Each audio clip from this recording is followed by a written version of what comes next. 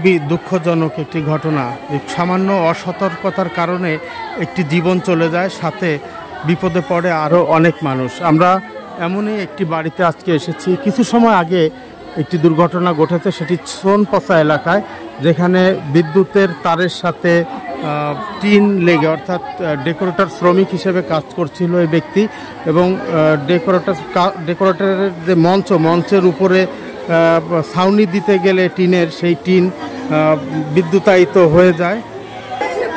বিদ্যুতায়িত হওয়ার সাথে সাথেই কিন্তু উপর থেকে নিচে পড়ে যায়, এবং নিচে পড়ে গিয়ে গুরুতর আহত হলে তাকে ফরিদপুর মেডিকেল কলেজ হাসপাতালে নেওয়া হয়, এবং মেডিকেল কলেজ হাসপাতালে কর্তব্যরত চিকিৎসক তাকে মৃত ঘোষণা করেন।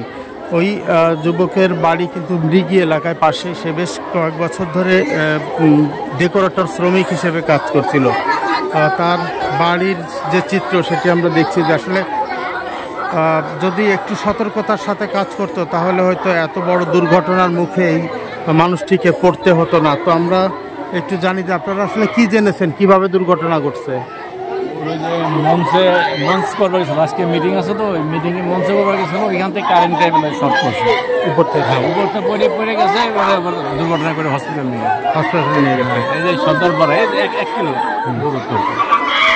এখানকার লোকজন বলছিলেন যে এই যে বিদ্যুতের তার ডেকোরেটর কাজ করবার সময় বিদ্যুতায়িত হয়ে এই যুবক মারা গেছে। দর্শক, আমরা সেখানে দেখেছি যে যেখানে কাজ করছিল তার উপরেই কিন্তু হাই ভোল্টেজ 11,000 বা 33,000 ভোল্টের তার রয়েছে। সেই তারটি দেখে যদি একটু সাবধানে কাজ করতো তাহলে হয়তো এই দুর্ঘটনা ঘটতো না, এবং তার এই পরিবারকে আজকে এরকম বিপদের মুখে পড়তে হতো না।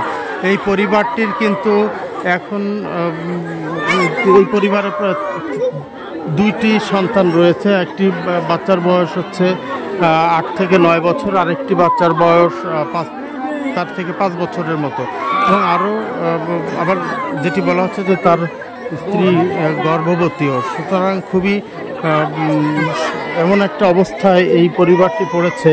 তো আমরা বলবো যে আসলে যেখানে যে কাজই করে না কেন, সেই কাজটি যদি একটু সতর্কতার সাথে করে তাহলে হয়তো এই ধরনের বড় দুর্ঘটনা এড়ানো সম্ভব হবে।